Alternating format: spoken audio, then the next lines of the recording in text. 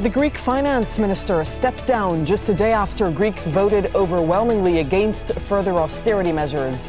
And now the future of the Eurozone is in question. So what does this mean for cash-strapped Greece? And will it be forced to give up the euro? This is Inside Story.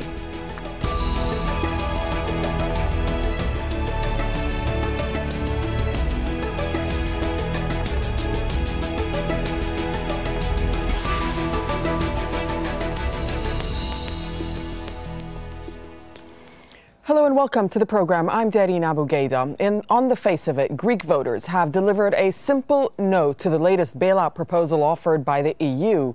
But the no means so much more than that for Greece and for the rest of Europe. In the run-up to the referendum, Greece's creditors made it clear they saw this as a vote on the country's continued membership of the Eurozone.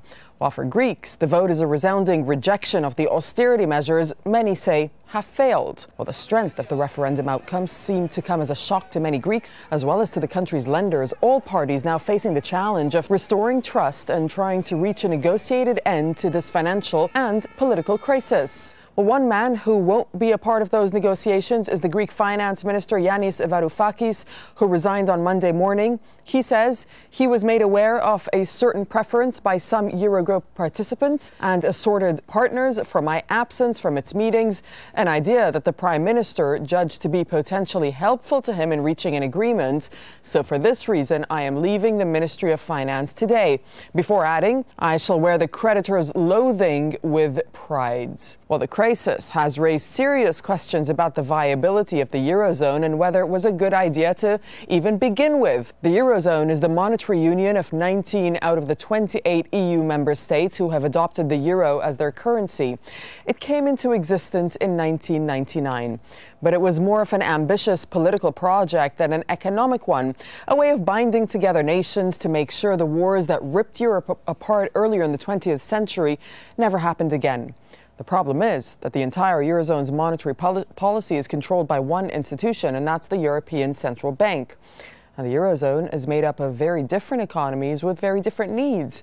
Some say it's this one-size-fits-all monetary policy that has led Greece to where it is now and could see Athens leave the Eurozone. Well, that might set a dangerous precedent, and many fear that could eventually lead to the collapse of the monetary union. Let's talk about all of this. Bring in my guests. They're joining us all from London today. We have Ferdinando Giuliano. He's the economic correspondent for the Financial Times. Stephen Keane is with us. Stephen is head of the School of Economics, History and Politics at Kingston University in London. And George Kratsas, who's a corporate lawyer and specialist on EU laws as well as financial regulations. Thanks very much for being with us, gentlemen, on Inside Story. Stephen Keane, does Greece have a future in the Eurozone? It does if the euro reforms itself and ceases being an austerity suicide pact, which is what it really is right now. So it was not necessary for the euro to be formed without a treasury. That was a deliberate and very foolish choice. Nor was it necessary to impose a ceiling upon either government debt or the size of a deficit in any one year. If those elements of the euro can be removed, then it can function as a currency. But if they aren't willing to remove them, then it's an austerity pact which must end in failure. How willing are they to remove them, Stephen? Well, they could simply reconvene the Maastricht Treaty. There's calls now, I noticed that Thomas Piketty was calling for a conference on debt, which I'd be happy to be part of, and that'd be both private and public debt, by the way. Leaving private debt out is a huge mistake in the thinking of the euro. Get together and revise the treaty to remove the simply ludicrous controls upon government deficits, which were always going to cause a catastrophe when there was a crisis. And of course, we've seen the scale of the catastrophe it's caused in southern Europe now. George, your take, will Greeks remain in the euro or will they just simply lurch out of the single currency? I certainly am in favor of Greece remaining within the euro. I would like to reply to a statement made by Stephen, by the way. I respectfully agree with him that austerity indeed has a limit, and it's normal for people to dislike austerity, but then this is very much well agreed by everyone. What about the market reforms that will guarantee a country's competitiveness? You see, the Eurozone is a country of 18, 19 currencies locked in together, some of which are very competitive. And it's only a matter of mathematics, really, a matter of arithmetics, that countries need to focus on competitiveness, focus on market reforms. And this is the problem where Greece has not been able to deliver in the last few years. And it's partly due to politicians who have not been able to deliver reforms, partly due to special interests who were against those free market reforms. They wanted to continue with their interests guaranteed. And this is, to me, the crucial question that will determine whether Greece will continue to be part of the Eurozone. Stephen, you're shaking your head no? No. Greece certainly made its own mistakes, and it's largely through being a patronage state that it made those mistakes.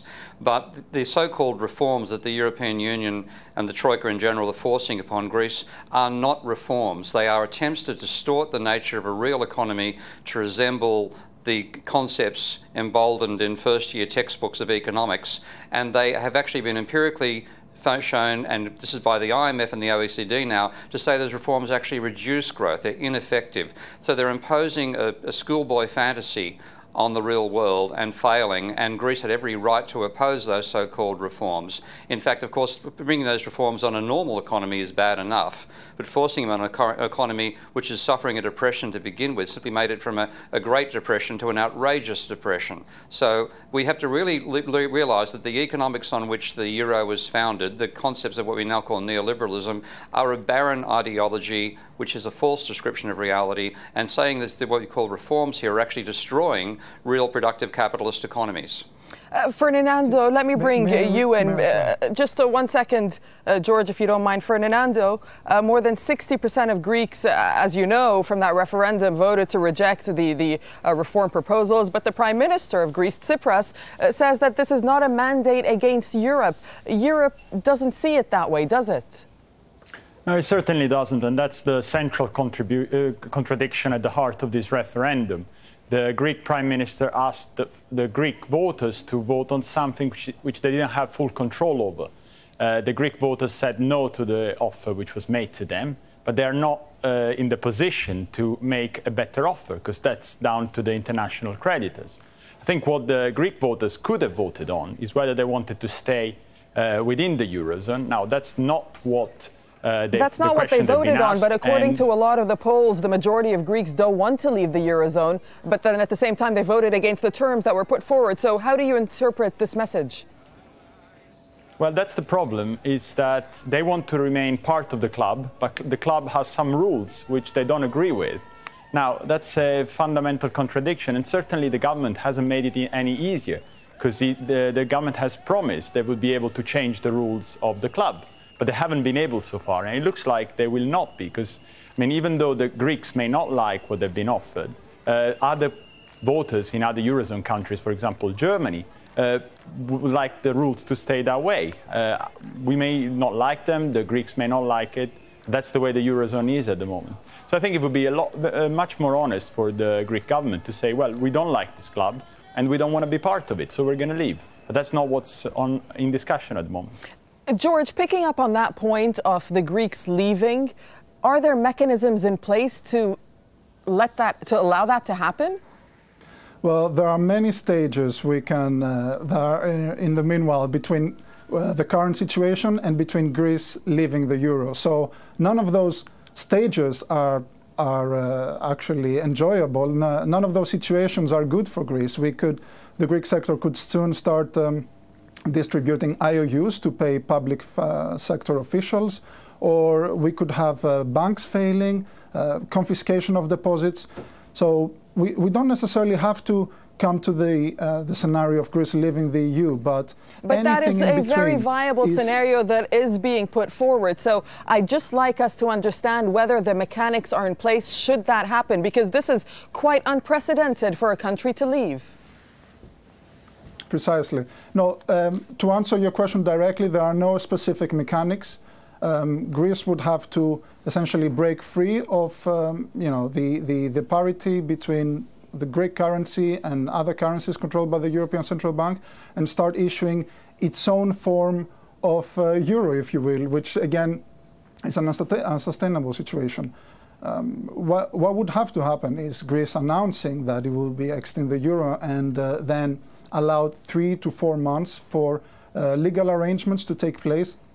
In the meanwhile, all investment will be exiting Greece. we're talking about a situation where a country will be returning back to the 1950s within a matter of months. So, and frankly, I don't think, although it is very much played out as the basic scenario by certain institutions, by certain financial institutions at the moment, I still don't think it's the basic scenario. I think there are many alternatives to this, none of which necessarily are the ones we want to contemplate. Stephen, I can see that you're disagreeing with some or perhaps all of what George is saying. Yeah, Go on. Only partly. I mean, if you had a break from the euro, then you should also, and probably would also, have large-scale default by Greek debtors, particularly, of course, their debts to the Troika. But also, I think there would be a good argument to say they should write all the debts off, because what they should be really presenting to the Troika right now is a deal of a stimulus budget with debt relief to get the economy growing again and move forward and stay within the euro. But if the Troika turns that down, then the option forcing the Greeks to leave the euro, they should also say we are going to write off all our debts. Now, if you take away that financial pressure on the economy, even though it's going to suffer a massive devaluation and all the dislocation that goes with bringing in a new currency when there is no arrangement for doing it, that reduction of financial pressure could be quite a strong stimulus for the economy. And it could then also ultimately benefit from devaluation, which of course is what has been prevented from having courtesy of the euro for the last 20-something years. So it's dangerous, but it's a difficult experience. I wouldn't want to go through it, and that's why Varoufakis and friends did not want to go down this route. But if they're forced this way, then default adds a very large positive factor to the impact of the move on the Greek economy. Ferdinando, for the EU, though, what would a Grexit mean? Well, I think in the short term, the consequences are less severe than they would have been, say, a few years ago. And that's because the European Central Bank has promised to buy unlimited quantities of countries in difficulty, and also has launched a scheme of asset purchases, so they buy government bonds under their quantitative easing program, which means they can really calm market panic. So I think in the short run, the consequences for the rest of the Eurozone are limited. And we see the market contagion so far. Markets have been quite calm, or at least much calmer than they were in earlier phases of the Eurozone crisis a few years ago. However, over the longer run, I think there will be questions over how stable the Eurozone is.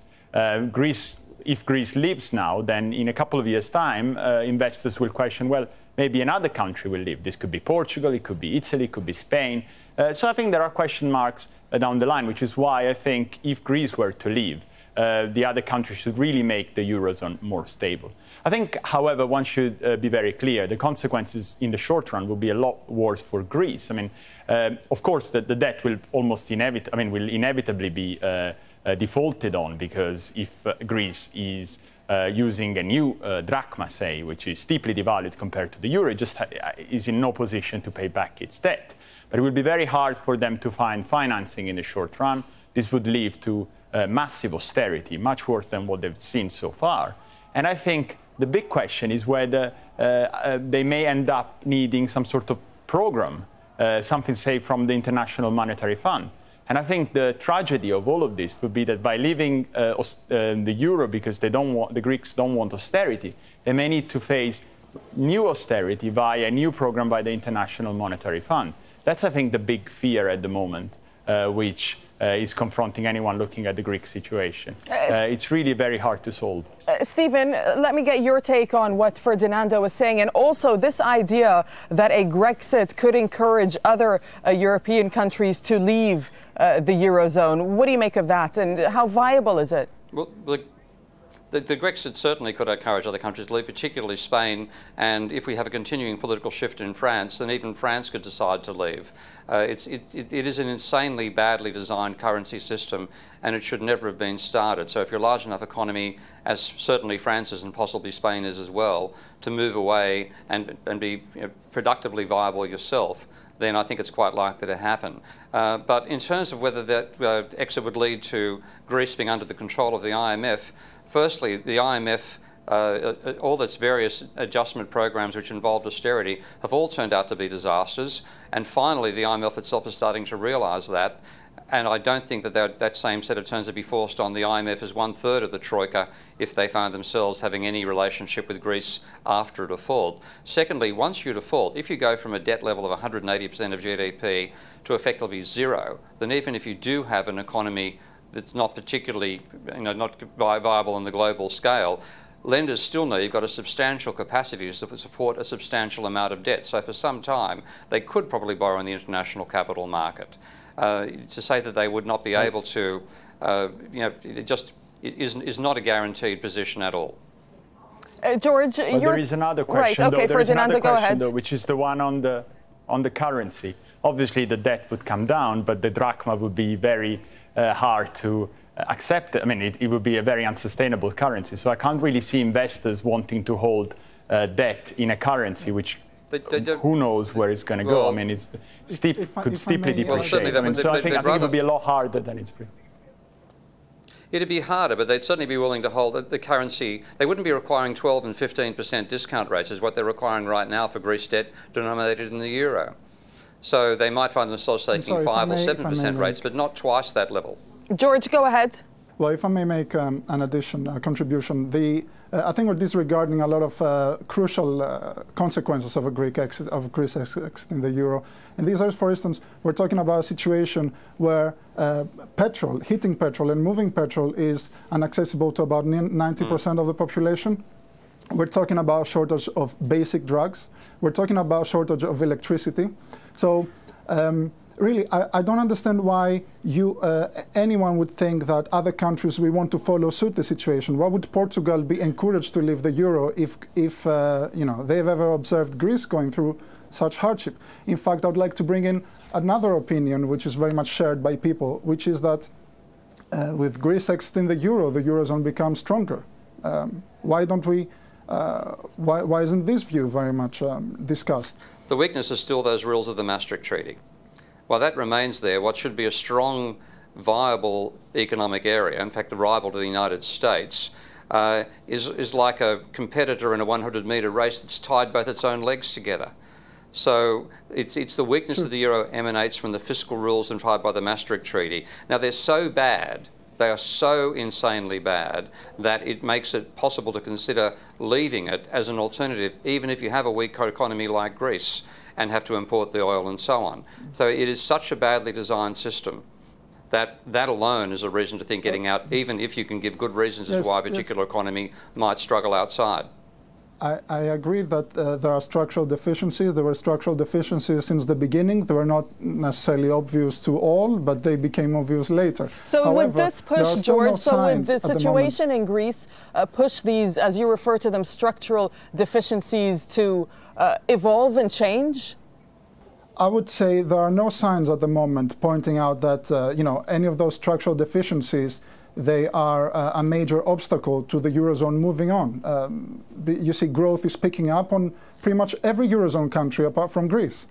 There is all the other countries, Portugal, Spain, Italy, let alone Ireland, are completely unaffected by Greek capital controls or the Greek bank shutting down. Very interestingly, even Cyprus seems to be overcoming its own crisis. And it's picking up growth, and they have even made, their finance minister has made a statement which would have been controversial in other countries. He has stated that the Troika is actually helping Cyprus overcome the crisis and restore growth. This is, it hasn't been put much attention to statements like this. We have seen Cyprus recently just paying off IMF debts due to the IMF, and ending the bailout program even sooner than it was planned. Compare the situation to Greece, where we've had 5 months of endless marathon negotiations leading nowhere, the program officially ending, and the European Central Bank cutting liquidity. So I'm sorry, there has to be some point of where we accept where there has been wrong and where there hasn't been, because there's plenty of other examples in the European periphery that show that the bailout programs haven't been a failure at all. It's really how it is applied and implemented. Okay, let's get Stephen's take on it. And also, Stephen, if I may just ask you this as well before you answer, along with all this economic uncertainty, of course, is a lot of political uncertainty. So could perhaps one of the bottom lines at this point be that this leftist government in Greece just does not see eye to eye with some of Europe's leaders? Yeah, there's a lot of politics behind this. It's clear that the right-wing politicians like Schäuble didn't want to negotiate with a left-wing government and would prefer to negotiate with right-wing governments like themselves. My point I made in my Forbes column just a couple of days ago was that they might find themselves negotiating with right-wing politicians unlike themselves, i.e. neo-Nazis and extreme right like Marine Le Pen in France. This is legitimising extreme positions of both the left and the right.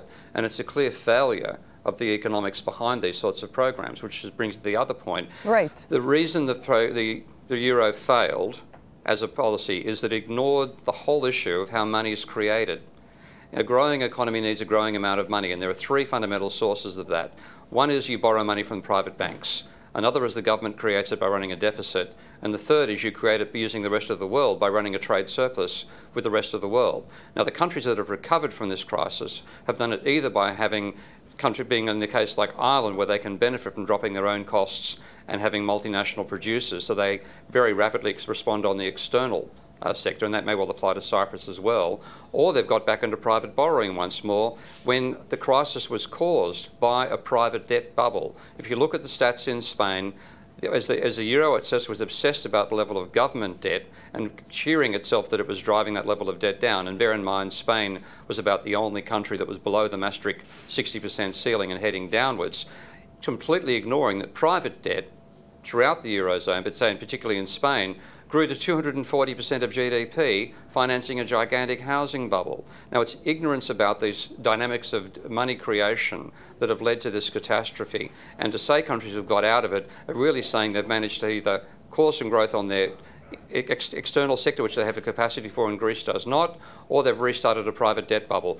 Neither the former is potentially a way of success, the latter is not, and the former would be easier if they had their own currencies. Ferdinando, you know, this is, I know, probably a very difficult question to answer, but let me ask you anyways, what happens next? We know there are certain meetings going on between European leaders. For the ECB, does it want to be seen as the one who pulls the plug on Greece at this point, or keeps the taps open? What happens? Well, to some extent, the situation we're in today is extraordinary. We just had a big referendum where the Greek people have said no to the offer made by international creditors, and it looks like the Greek government wants to negotiate starting from something similar to that offer. So it's not very clear what the Greek government wants to do itself. It sidelined the finance minister Varoufakis. At the same time, the creditors also are changing their mind, or so it seems. They'd said this would be a referendum between the euro and the drachma, and again they're willing to talk. So I think we should expect a few more days for sure of a negotiation to see if we can reach a deal. Now, as you rightly say, there is a big problem, which is the state of the Greek banks, which at the moment are shut, can only give out a few euros, 60 per day per person, and are really dependent on decisions by the European Central Bank. Now, the European Central Bank could, in theory, withdraw the liquidity, the emergency liquidity, which is giving to banks, which is really propping up the banks, but doesn't want to do it unless there is a clear political statement by the rest of the Eurozone, which says that's it. We are no longer concerned about Greece leaving the Eurozone. Until that happens, the European Central Bank will do everything it can in order to avoid. But time is really running out. And that's not just because the banks are really still running out of cash, because there are still withdrawals, obviously, there are bank withdrawals by people, but also because there is a big deadline coming up in just 2 weeks. The Greek government owes more than 3 billion to the European Central Bank. Now, if the Greek government were to default on that debt to the ECB, the European Central Bank, it would be impossible for the ECB, or very, very hard for the ECB, to deny that the Greek government is insolvent. Now, if the Greek government is considered insolvent, then its banks are almost inevitably also insolvent. And so it becomes hard, according to the European Central Bank's own rules, to keep liquidity going. Okay, so I think we'll have to leave it there on that note. Right, Ferdinando, I do apologize, but we've just come to the end of the program. There's a lot to talk about when it comes to the Greek story, but we've run out of time. Thank you very much for my guests, Ferdinando Giuliano, Stephen Keane, and George Kratzas, for joining us all from London. Thank you for watching the show. As always, we welcome your thoughts. You can get in touch with us via our program page on aljazeera.com. You can also post your comments on facebook.com/AJ Inside Story, or you can even tweet us using @AJ Inside Story. From myself and the whole team from Doha, goodbye for now.